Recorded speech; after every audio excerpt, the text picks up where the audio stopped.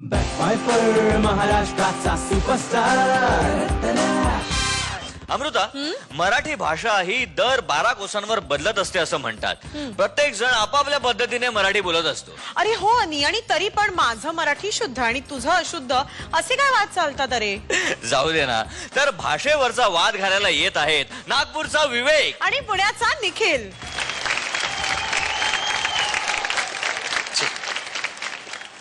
या राजकारण्यांना ना वेळेचं महत्वच नाही. हो भाऊ, या राजकारण्यांना वेळेचं महत्वच नाही.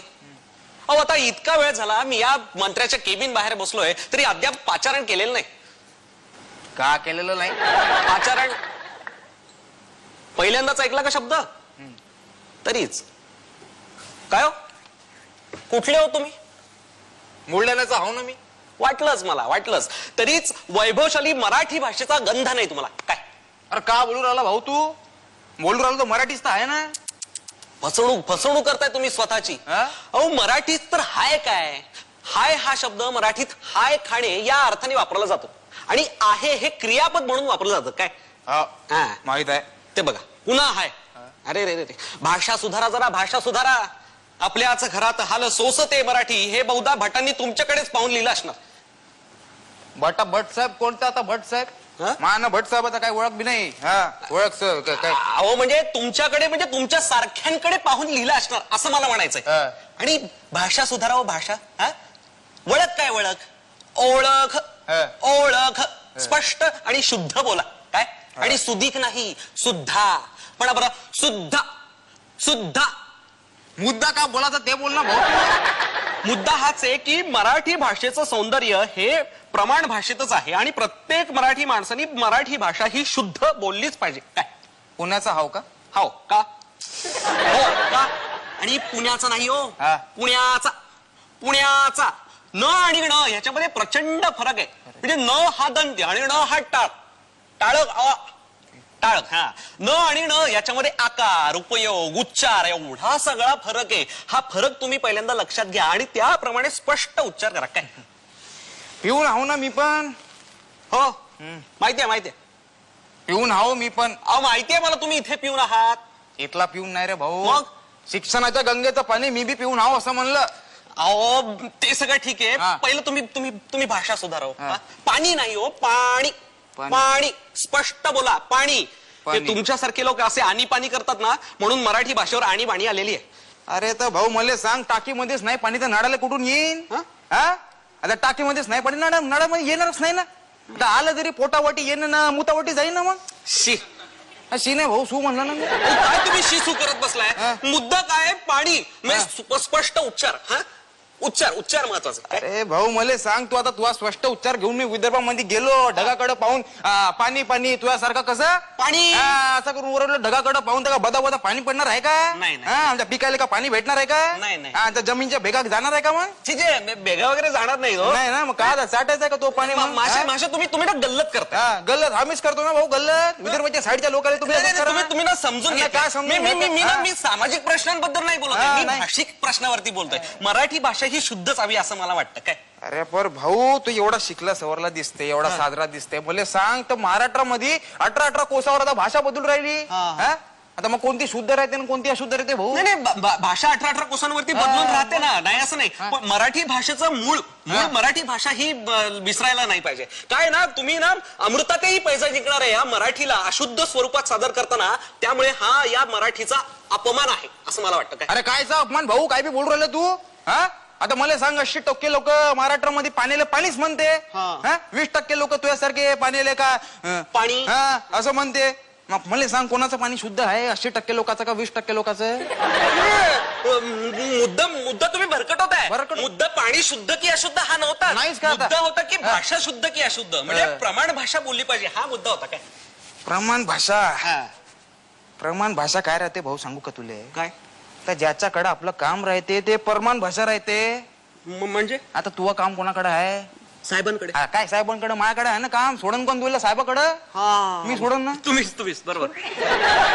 प्रमाण भाषा कोणाची झाली? तुमची माही झाली प्रमाण भाषा. माझ्यासारखं बोलायचं मग आता. बरोबर. माझ्याप्रमाणे बोलायचं आता. बस बस बस. बसू. बस ना बस. बोल आता. काय? साहेब हायती का हापिसात? साहेब आहेत का ऑफिस? अरे गेला ना जांगोड बोलता तू, तुला का म्हणलं माझ्यासारखं बोल ना भाऊ. मी- साहेब माझ्यासारखं बोल, ऐकून घ्या माझ्या. हा साहेब हायती का हापिसात? साहेब हायती का ऑफिसात? होतच नाही ना तुझं काम आज. भाऊ ते कामाचं बघा, मी कामाचं तेवढं मी प्रयत्न करतो ना करशील का? बोलायचं. बघा जमतंय का बघा. हा. साहेब आहेत का ऑफिसात? आहेत. भाऊ थोडं पाणी मिळेल का? का बेटा? थोडं पाणी मिळेल का? भेटन ना. पाणी आण साहेब आले.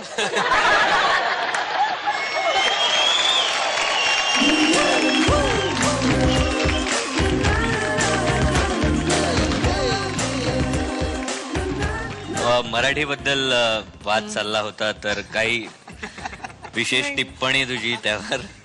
हा नाही नको. सुप्रिया मॅम, तुम्हाला कसं वाटलं परफॉर्मन्स? परफॉर्मन्सला काय म्हणशील? ओ गॉड. सुप्रिया मॅम. अरे देवा. अरे देवा. विवेक आणि निखिल दोघही होम पिच वरती होते आता.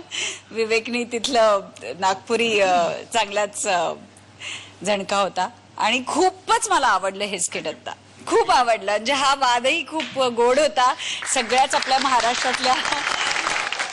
आणि तुम्ही दोघांनीही उत्तम काम केलं, खूप आवडलं. आणि आता तुम्ही पुढच्या अजून एक फायनल मध्ये तर गेलेलाच आहात सगळेजण, पण त्याच्यामुळे मला असं वाटतं की एक असं परत एकदम असं वाटलं की तुमचा हा परफॉर्मन्स बघून की सगळ्यांना, तुमच्यामुळे सगळ्यांना एक परत जोश येईल आणि परत एक पुढच्या फेरीमध्ये एक धडाकेबाज सगळे 6 परफॉर्मर्स येतील आणि धडाकेबाज परफॉर्मन्स करतील.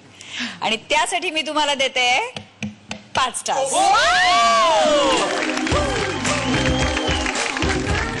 आणि ही तुमची जबाबदारी आहे की सगळ्यांनी मिळून असे पंचेस द्यायचे आहेत. दोन्ही राऊत नक्की ही जबाबदारी पार करा. दोन्ही राऊत आणि बाकी सगळे 4, कारण इट्स अ कलेक्टिव्ह एफर्ट आणि तुम्ही सगळ्यांनी मिळून हे द्यायचंय, कारण this is what is expected out of you. Super. Thank you so much ma'am. Mahesh sir.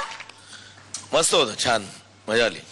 थोडंसं जसं सुप्रिया म्हणाले, तुम्ही होम पेजवर होतात दोघं, तुमच्या एरियाची लँग्वेज होती, त्यामुळे तो ईज खूप छान होता. मला विवेकचं खूप आवडलं, खूप नॅचरल करतोस तू, खूप छान. दोघांनी खूप छान केलं आणि मस्त, छान, फर्स्ट क्लास. सर. मस्त मस्त मस्त. दोघांना 2 स्टार, नाही 3 स्टार, 5 स्टार. क्या बात आहे. दोन्ही जजेस कडून 5 स्टार्स. सचिन सर, तुम्हाला काय सांगायचंय? आता 5 स्टार्स म्हणजे खरंच 5 स्टार परफॉर्मन्स होता. आणि मला एक खरं सांगावंसं वाटतं की इम्प्रोवाइज करताना एखादी सिच्युएशन, ह्याला एक सांगितलंय की तुला असं म्हणायचं आणि तुला हे निगेट करायचंय, तर तेव्हा त्या निगेट करणाऱ्यावर जबाबदारी असते की ह्याला नवीन पॉइंट त्यांनी मिळवून द्यायचा असतो. तर तसा तो जो निगेटिव्हिटी वाला पॉइंट आहे त्याच्यावरती जास्त जबाबदारी असते ती रंगवण्याची. म्हणजे जो पॉझिटिव्ह असतो तो पॉझिटिव्हच असतो ना, आणि जो त्याला आडकाठी करणार आहे त्याच्यावरती ते ग्रो होण्याची जबाबदारी असते. तर खरं तर प्रयत्न असा पाहिजे की त्यातली एनर्जी कमी होता कामा नये, म्हणजे तर ते ठसतं जास्त चांगलं. Thank you so much Sachin sir.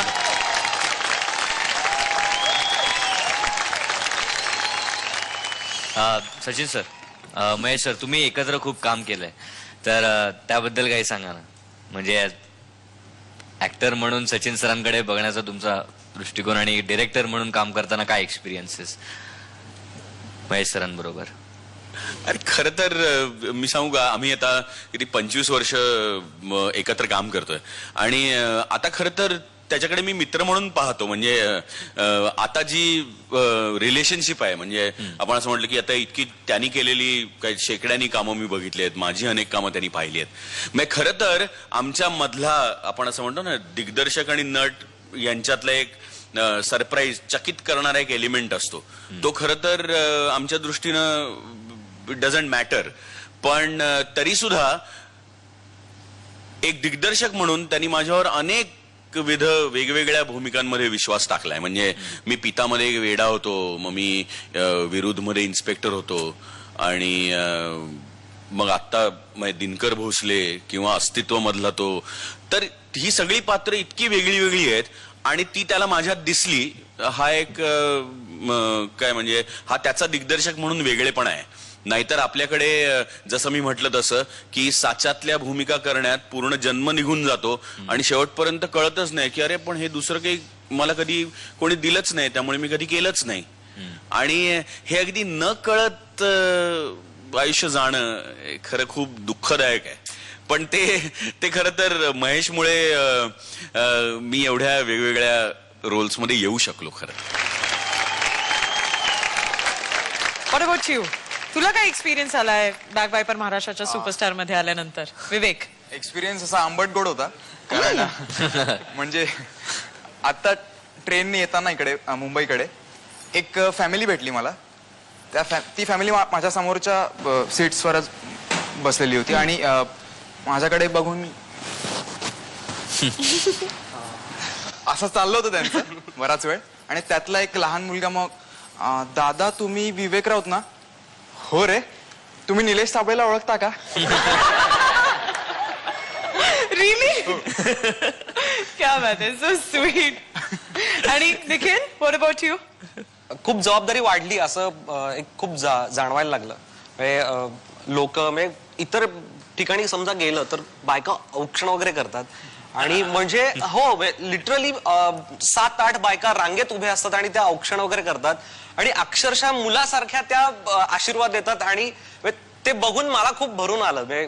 खरंच खूप जबाबदारी वाढली असं जाणवायला लागलं मला. आणि स्नॅप्स बघून आम्हाला रडायला आलं. हा स्नॅप्स आम्ही बघितलेला ओवाळताना. खरंच खूप छान. आणि खूप लोक प्रेम करतायत आमच्यावरती आणि आमच्याकडनं खूप एक्सपेक्टेशन्स आहेत. आणि मी सुद्धा त्यांना जितकी लोक भेटतायत आणि आता स्क्रीनवरती सुद्धा जितके लोक मला पाहतायत त्या सगळ्यांना मी सांगेन की नक्कीच आम्ही सगळ्यांच्या एक्सपेक्टेशनला खरं उतरू आणि चांगले परफॉर्मन्स यापुढे सुद्धा, याच स्टेजवरती नाही, यापुढे सुद्धा देण्याचा नक्की प्रयत्न करू. त्यासाठी तुम्हाला दोघांनाही ऑल द व्हेरी बेस्ट. एक महत्वाचा मुद्दा आहे खरं तर. म्हणजे हा इतक्या सुरुवातीला जसं आपण म्हणतो ना, हे सगळं प्रेक्षकांचं असलेलं प्रेम, त्यांचं पाहणं, ह्या प्रेमाला मी लायक आहे का नाही हे जसं कालांतराने प्रूव्ह होईलच, तसंच नंतर मी समाजाला देणं लागतो. आणि माझ्या ह्या सगळ्या इमेजचं माझ्यावरती ओझं आहे आणि मी असं कुठलंही काम करणार नाही ज्याने ह्या समाजातली एक काय जी फॅब्रिक आहे ती विस्कटणार नाही. ह्याची एक नकळत जबाबदारी जर प्रत्येकाने ठेवली तर आपण एक काय म्हणतात चांगले नागरिक होऊ शकतो. आणि काही नागरिक तुमच्याकडे पाहून मी असं वागणार आहे असं ठरवत असतात. हे खरं मनाशी आपण बाळगलं पाहिजे. Super thoughts, thank you. जबरदस्त परफॉर्मन्स झालेला आहे. 5 stars. Raut brothers, all the very best to you. Thank you so much. Back wiper महाराष्ट्राचा सुपरस्टार.